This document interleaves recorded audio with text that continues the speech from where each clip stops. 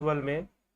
जैसा कि आपको विदित है कि प्रत्येक दिवस रात्रि 9 बजे हम यहाँ पर लाइव सेशन लेकर उपस्थित होते हैं और आज भी यह लाइव सेशन प्रारंभ हो चुका है। और आज का जो विषय है वह है माया ना नित्य है ना नश्वर है। मांडुक्य कारिका का ही यह विषय है। संभवतः यह मांडुक्य कारिका का आखिरी व्याख्यान ही होगा। अगर आपको लगता है कि मांडुक्य कारिका से किसी और विषय पर भी चर्चा आप करना चाहते हैं तो आप उस संबंध से प्रश्न कर सकते हैं, परंतु कई विषयों पर मांडुक्य कारिका में ऐसे तो दार्शनिक और भी कई विषय हैं, परंतु वह तर्कपूर्ण ढंग से कई तर्कों के काट के संदर्भ में भी कुछ श्लोक यहां पर आते हैं। जैसे कि शून्यवाद के विरुद्ध विचार है, कुछ श्लोक इसमें आते हैं। लेकिन जो मुख्य विषय आत्मा को, चित्त को, सुषुप्ति को, निद्रा को, इन सब चीजों को, जागृत अवस्था को जो बताने वाले जो विषय थे, जीव को बताने वाले जो विषय थे, वो काफी हद तक हमने इसको लगभग 20 व्याख्यानों में इसको लिया गया है। तो आज 20वां है। तो आज यह माया का विषय एक इसमें से रह रहा था कि माया क्या है। तो माया के बारे में मांडुक्य कारिका में योगी गौड़पाद कहते हैं कि माया ना तो नित्य है और ना ही नश्वर है। अब नित्य भी नहीं है और नश्वर भी नहीं है, यह बड़ा विरोधाभास है।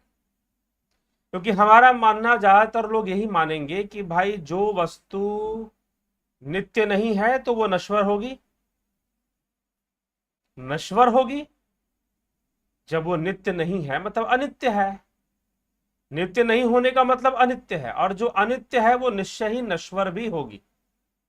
परंतु यहां पर यह दावा किया जा रहा है कि माया ना तो नित्य है और ना ही नश्वर है। ठीक है, तो माया को नित्य भी नहीं माना जा रहा, यह बात तो चलो काफी लोग स्वीकार कर लेंगे, लेकिन नश्वर भी नहीं मान रहे। नश्वर भी नहीं मान रहे मतलब माया के अंदर ईश्वरत्व भी है। क्या कुछ ऐसा समझाने की बात कही जा रही है? क्या कहा जा रहा है, क्यों कहा जा रहा है? आइए मांडुक्य कारिका के इन श्लोकों से हम देखते हैं कि इनमें क्या कहा जा रहा है, फिर समझेंगे इसको कि वास्तव में कहने का क्या प्रयास है, कि समझाने का क्या प्रयास है।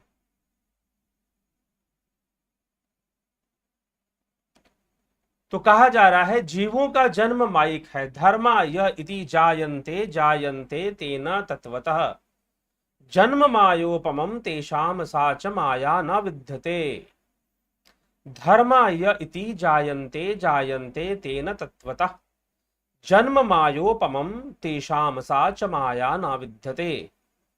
धर्म जीव जो उत्पन्न होते कहे जाते हैं वे वस्तुतः उत्पन्न नहीं होते, उनका जन्म माया के सदृश है और वह माया भी है नहीं। जो उत्पन्न होते कहे जाते वस्तुतः, क्योंकि जीव का जन्म होते हुए दिखता है, परंतु वैसा कुछ घटना होती नहीं है। यह पहले भी अद्वैत विचार में मांडुक्य कारिका में कई बार इस बात को रिपीट करके लिखा गया है। इसलिए लिखा गया कि आत्मा ना जन्मा है ना अजन्मा है, दोनों ही नहीं है। तुम कहते हो ये तो चलो जन्मा नहीं है, ये समझाने के लिए उसे अज कहा गया, परंतु वह तो अज भी नहीं है, अजन्मा कहना भी उचित नहीं होगा आत्मा के लिए। तो ऐसी विचारधारा को भी प्रस्तुत पहले किया जा चुका है मांडुक्य कारिका में। तो तर्क के साथ रखा गया। इसी संदर्भ में कहा जा रहा है कि वस्तुतः जीव उत्पन्न नहीं होता, जन्म मृत्यु नामक वास्तव में कोई घटना नहीं है, लेकिन यह सब माइक है। अब माइक कहने का तात्पर्य क्या है, क्यों माया को कहा गया कि ना नित्य है ना अनित्य है, आगे के श्लोक में हम देखते हैं। तो जीव का जन्म यहां पर माया से बताया जा रहा है, परंतु माया वो है जो नहीं है, उसका जन्म माया के सदृश है, और वह माया भी वस्तुतः है नहीं। माया भी कोई चीज नहीं है। अब हम आगे चलते, आगे इसी विषय में क्या कहते हैं।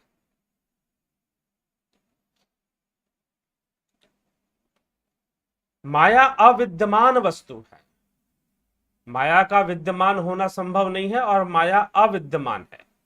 तो जो भी आत्मा तथा दूसरे धर्म उत्पन्न होते हैं, इस प्रकार कल्पित किए जाते हैं, वे इस प्रकार सभी धर्म संवृत्ति से ही उत्पन्न होते हैं।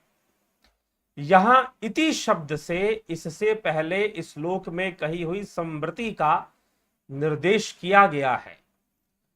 तत्वतः परमार्थतः उत्पन्न नहीं होते, क्योंकि तत्व रूप में वो उत्पन्न नहीं हो रहे। जैसे कि मान लीजिए कि सूत एक तत्व है, सूत से कुर्ता बना दिया, सूत से पैजामा बना दिया, सूत से टोपी बना दिया। अब सूत से आपने बहुत सारी चीज बनाई है, लेकिन सूत तत्व रूप में परिवर्तित नहीं होता। सूत ही तो वो तत्व है ना, तो वो अपने तत्व रूप में ना कुर्ता बन रहा है, ना पैजामा बन रहा है, ना ही टोपी बन रहा है। सूत नहीं बन रहा, ठीक है। सूत ना पैजामा बनता है, ना कुर्ता बनता है, ना टोपी बनता है। सूत तो तत्व रूप में सूत है। तो इसीलिए यहां पर कहा जाए कि परमार्थता कुछ भी नहीं होता, कोई जीव नहीं, कोई जन्म नहीं, और इसीलिए सब यह माइक है, यह माइक विषय है, ना होते हुए भी जो भास रहा है। यथा माया मयाद विजाजते तन्मयो अंकुरः नासो नित्यो न चोछेदी तद्वद्वर्मेषु योजना।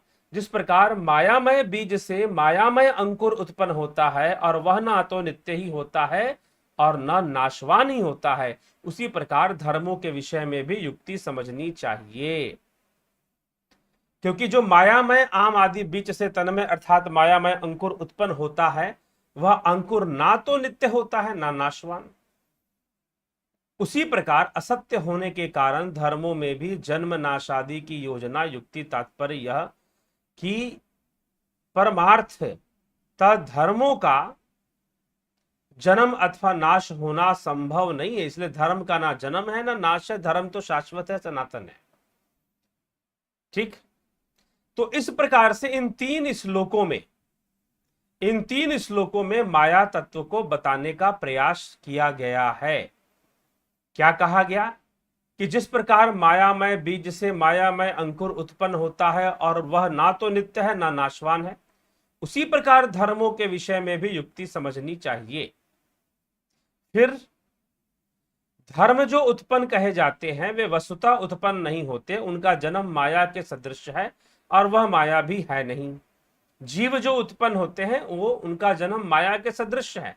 सारे पदार्थ व्यवहारिक दृष्टि से उत्पन्न होते हैं, इसलिए वे नित्य नहीं है। परमार्थ दृष्टि से तो सब कुछ अज ही है, इसीलिए किसी का विनाश भी नहीं होता है। अब माया क्या है? माया को क्यों कहा जा रहा है कि ना तो यह नित्य है ना ही नाशवान है? यह तो चलो हमने श्लोक और श्लोक की जो भाषा है उसमें हमने बात को रखा, लेकिन अब ये यहां पर क्यों कहा जा रहा है कि जीव ना तो जन्म लेता है ना ही मरता है, यह तो सब माइक ही है। क्योंकि जन्म लेना, मृत्यु को प्राप्त होना, इस सतरंगी दुनिया का दिखाई देना एक विशेष परिस्थिति में है, एक विशेष परिस्थिति में है वो। जैसे कि सर्प के अंदर, क्षमा करें, रज्जू के अंदर सर्प का दिखाई देना। जब रस्सी में आपको सांप दिखाई देता है तो क्या सांप है? जी नहीं, सांप नहीं है और है भी। सांप नहीं है और है भी, ठीक है। तो किसी विशेष परिस्थिति में सांप तो है। अगर आपको रस्सी में सर्प दिखाई दे तो किसी विशेष परिस्थिति में सर्प तो है, आप ये नहीं कह सकते कि सर्प नहीं है, ठीक है। वैसे ही जीव का जन्म लेना, मृत्यु प्राप्त होना, बहुत सारी घटनाएं इस संसार में, सुख दुख, सतरंगी दुनिया, या जो कुछ भी दिखाई दे रही है जिसमें तुम अनेकानेक भोगों को भोगते हो, उनके प्रति आसक्त हो जाते हो और उन्हीं को लक्ष्य बनाकर जीवन जीना शुरू कर देते हो, यह जो कुछ भी हो रहा है यह सब माइक ही तो है, माइक ही तो है। इसीलिए अपना माया एक भ्रम के रूप में सामने रहती है। इसी कारण से ना तो यह नित्य है और ना ही नाशवान है। हम ये नहीं कह सकते कि यह नाशवान है और हम ये भी नहीं कह सकते कि यह नित्य है। दोनों ही इसके लिए नहीं कहा जा सकता, क्योंकि यह तो भ्रम है।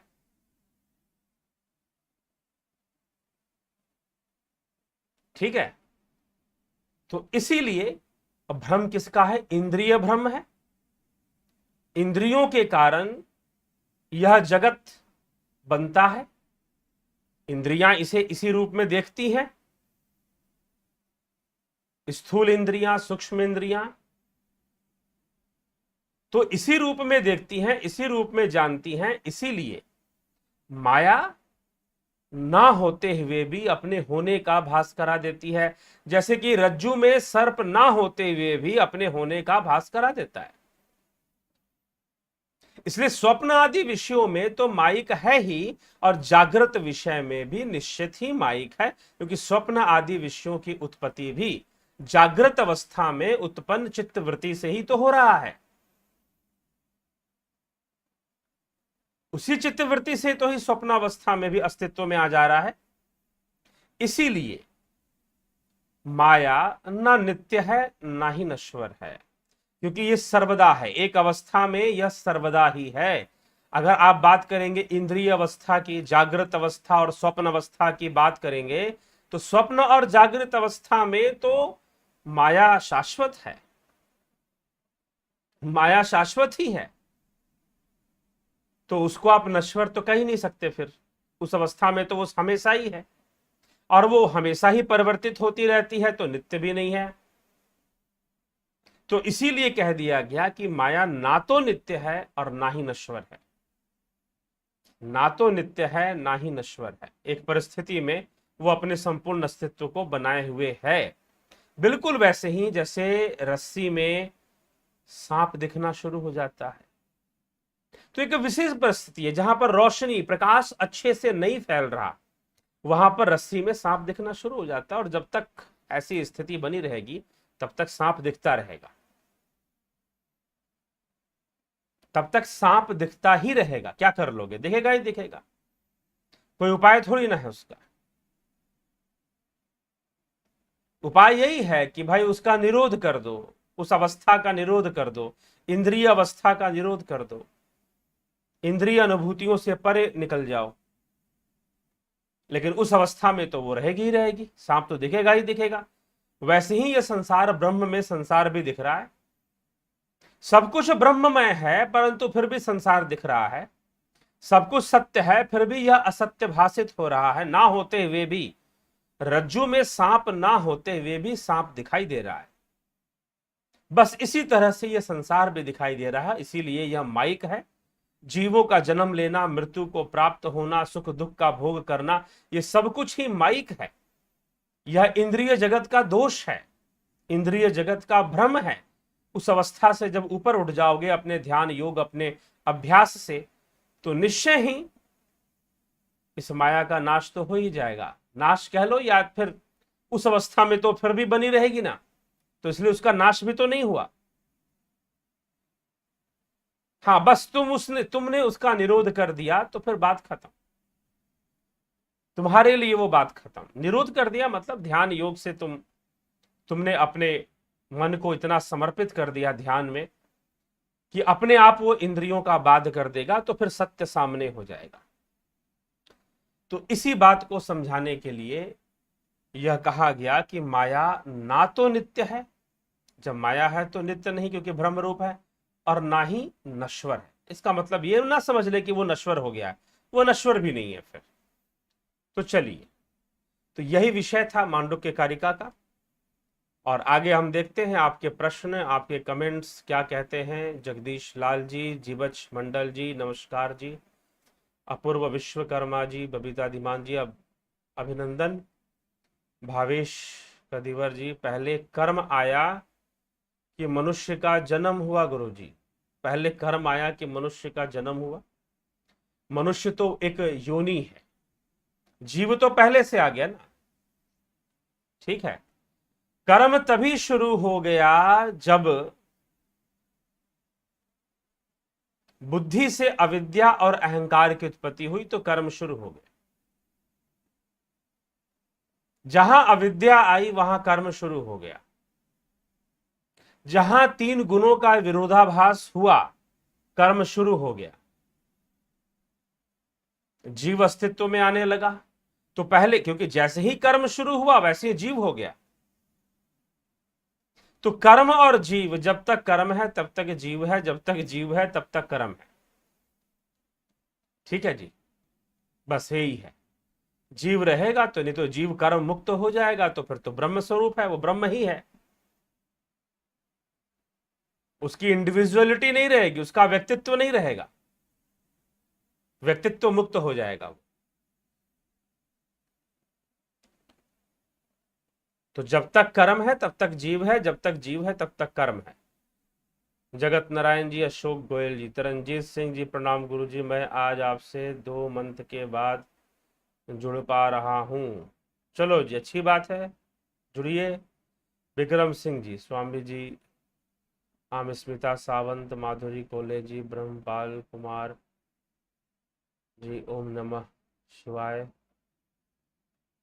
चितरंजन बरुआ जी, राम निवास मीना जी, बलदावनाथ योगी जी, योगेंद्र पंडित जी, देवरतन बलदावा जी, रचना जी, दादा खिचर जी, सबका अभिनंदन, बहुत बहुत अभिनंदन। रजनीश बर्फानी जी, ज्योति दत्ता जी, महेश राम पिस्ता जी, कन्हाई कुमार जी, अभिनंदन आपका। रूपलाल विश्वकर्मा जी, प्रणाम, हरिओम तत्सत। कन्हाई कुमार जी, उषा श्रीवास्तव जी, प्रणाम। मनीष पटेल जी, बलवंत सिंह गोहिल जी, जयंती भाई पटेल जी, नरेश भाई जी, वैजनाथ कुशवाहा, ललित गर्ग, सबका बहुत बहुत अभिनंदन, बहुत बहुत स्वागत।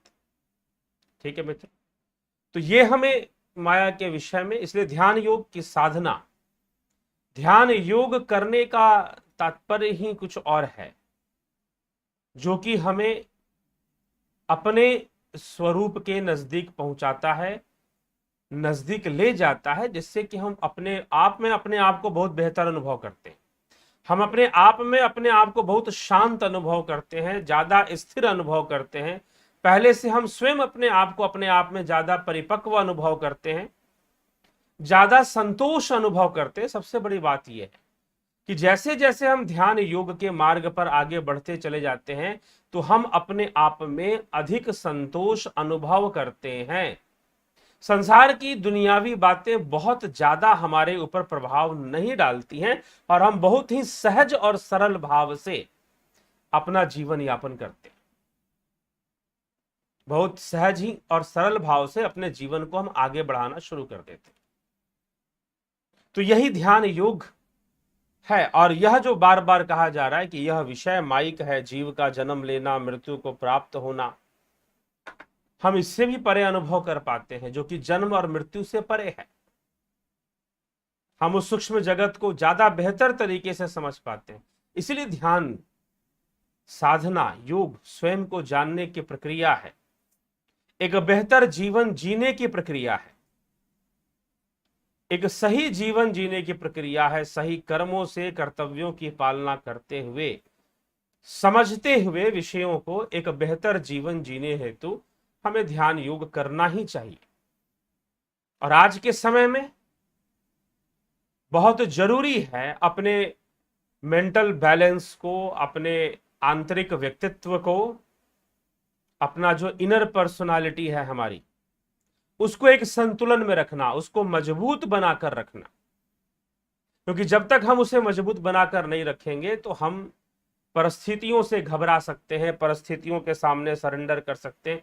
अभी पीछे कहीं पर हमको जाना हुआ एक अस्पताल में, तो वहां पर एक कंपाउंडर, जो वहां टेक्नीशियन थे, मेडिकल टेक्नीशियन जिनको कहते हैं, जो लोग कि आपको ईसीजी वगैरह लेते हैं और आपको ब्लड वगैरह लेते हैं, तो उन्होंने बताया कि उनको पहले कोरोना से वो ग्रसित हो गए थे 2 महीना पहले, अप्रैल के महीने में। तो जब कोरोना से ग्रसित हो गए थे तो 3 दिन बाद उनको बहुत डिप्रेशन होने लगा, वो डिप्रेशन में चले गए। लेकिन फिर तीसरे दिन शाम के वक्त उनके मन में आया कि नहीं, मैं इस तरह से नहीं मर सकता। और उन्होंने 2-2 घंटे डेली व्यायाम करना शुरू कर दिया, एक्सरसाइज करना शुरू कर दिया, पसीना बहाना शुरू कर दिया, साथ ही साथ स्टीम लेना, स्टीम बाथ लेना, बस्ती लेना, कपालभाति क्रिया, ये सारी चीजें उन्होंने 10 दिन तक की। और 10वें दिन जब दोबारा टेस्ट करवाया अपने ही हॉस्पिटल में, तो वो कोविड से नेगेटिव हो चुके थे। तो सबसे बड़ी चीज है इस परिस्थितियों से निपटने के लिए आत्मबल। और आत्मबल, वास्तविक आत्मबल कब मिलता है? जब आत्मबल तभी वास्तविक हमें मिल सकता है जब हम ध्यान योग के मार्ग पर हों, हम अपनी आत्मा के बहुत नजदीक पहुंच सकें, हम उस आत्मा को और बेहतर तरीके से समझ सके, जान सके, ध्यान करते हुए एक बैलेंस बना सके, एक स्थिरता, एक संतुलन की अवस्था में आ सके। फिर दुनिया की कोई भी बड़ी से बड़ी बीमारी, कोई भी बड़ी से बड़ी आपत्ति आपका मनोबल नहीं गिरा सकती, आपके आत्मबल को नुकसान नहीं पहुंचा सकती है। इसीलिए ध्यान देने की आवश्यकता है। ध्यान योग हमें आत्मबली ही बनाता है, हमें सूक्ष्म जगत की यात्रा का मार्ग देता है। इसीलिए 11 जून से जो ध्यान योग की प्रक्रिया शुरू होने वाली है, कोर्स शुरू होने वाला है, कुछ लोगों ने उसे ज्वाइन कर लिया है, लेकिन फिर भी कम संख्या में लोग हैं। आप ज्वाइन करना चाहते हैं तो निश्चय ही अभी तो समय है, अभी तो समय है, आप ज्वाइन कर सकते हैं। 7 तारीख वैसे बताया गया है कि आप 7 तारीख तक ज्वाइन कर लीजिए, ठीक है। तो निश्चय ही आप कोशिश करें कि 7 तारीख तक ज्वाइन कर लें, और फिर आगे की कोर्स की डेट क्या होगी, कौन सी होगी, वो बताया जाएगा आपको। उसमें क्या चीज़ है अभी उसकी घोषणा नहीं होगी। वो पहले ये 11 तारीख से जो लोग जुड़ना चाहते हैं उसमें जुड़ जाएं, उसके बाद निश्चय ही बताया जाएगा, ठीक है।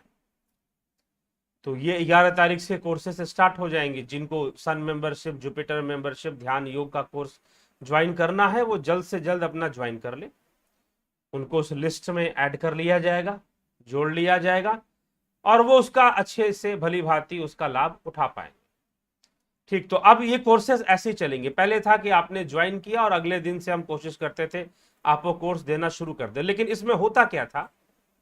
होता ये था कि कई लोग फिर संपर्क में नहीं रहते थे, पता ही नहीं चलता था कि कौन किस प्रकार की साधना कर रहा है, अभ्यास कर रहा है, नहीं कर रहा है, या उसे करते हुए कोई समस्या आ रही है तो वो पूछ रहा है, नहीं पूछ रहा है, ये चीजें फिर सामने आती थी, ठीक है। तो अब क्या होगा कि एक निश्चित समय पर ही आपका कोर्स प्रारंभ होगा और एक निश्चित समय पर फिर खत्म भी हो जाएगा, ठीक है। तो उसमें सारे लोग कवर होते जाएंगे और सबको जरूरी वीडियोस वगैरह जो भी मिलना है, जो भी संदेश मिलना है, जो भी मैटर मिलना है, वो उनको मिलता रहेगा, वो उनको समझ में आता रहेगा, ठीक है। तो ये आप अच्छे से समझ लें। तो इसीलिए अब कोर्स वही रहेगा। अब कुछ चीजें और हैं, एक और मैं बात स्पष्ट कर देता हूं। वैसे तो एक अलग वीडियो बनाकर इसको दोबारा मैं स्पष्ट करूंगा, क्योंकि ताकि जो लोग कोर्स ज्वाइन करना चाहते हैं उनको पूरी ये बात समझ में आ जाए। लेकिन फिर भी आज के वीडियो में भी, आज के लाइव में भी उन प्रश्नों का उत्तर मैं दे देता हूं। कुछ लोग पूछ रहे हैं, जैसे कि कुछ लोग बाहर से हैं, जैसे कि आपका एक भाई साहब ने ज्वाइन किया है आपको यूएसए से, कनाडा से, हांगकांग से, तो ऐसे लोगों ने ज्वाइन किया है। जापान से भी एक भाई साहब ज्वाइन करने के लिए प्रेरित हैं। तो वो भी पूछ रहे थे कि मेरे यहाँ टाइम का लगभग 3 घंटे टाइम का डिफरेंस आ जाता है। तो ऐसे जो डिफरेंस आ जाता है और लाइव सेशन जो आपका चलेगा, तो अब आप इसमें ध्यान रखिए कि अब वो प्रश्न पूछ रहे हैं कि अगर मैं लाइव सेशन अटेंड ना कर पाऊं तो क्या मेरा कोर्स कंप्लीट नहीं होगा? जी नहीं, यह कोर्स अभी भी 28 वीडियोस का ही कोर्स है, जुपिटर मेंबरशिप। आपको वो पूरा कोर्स कंप्लीट मिलेगा ही मिलेगा।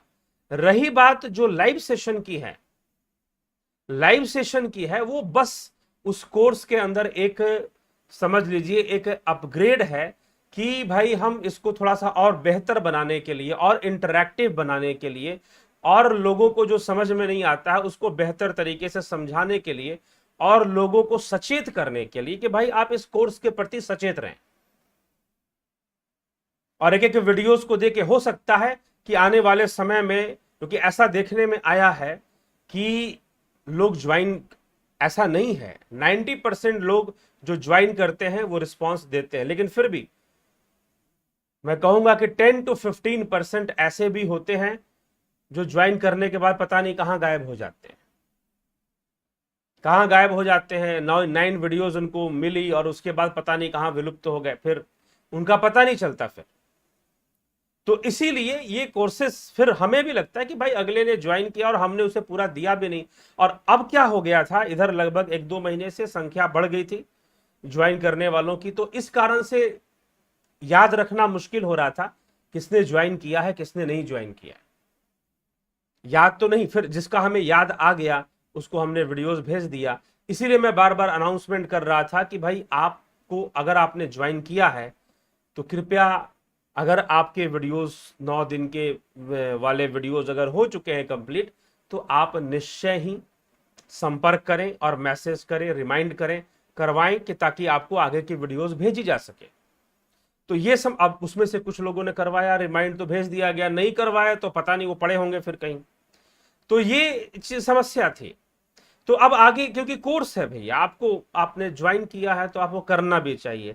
और आगे हम ऐसी भी व्यवस्था करेंगे कि भाई आपको इसमें एक छोटा सा टेस्ट भी लिया जाए, बाद में टेस्ट लिया जाए या टेस्टिमनी लिया जाए, या फिर कुछ ना कुछ आपका फीडबैक, रिव्यूज आपको देना होगा कि आपने अभ्यास किया, कैसा किया, किस तरह से आपको लगा, अनुभव क्या हुआ, ये सारी चीजें आपको बतानी होगी। और नहीं तो एक टेस्ट भी आपका लिया जाएगा और संभवतः किसी प्रकार का सर्टिफिकेट भी शायद इशू किया जाए, अभी तो ऐसा नहीं विचार है।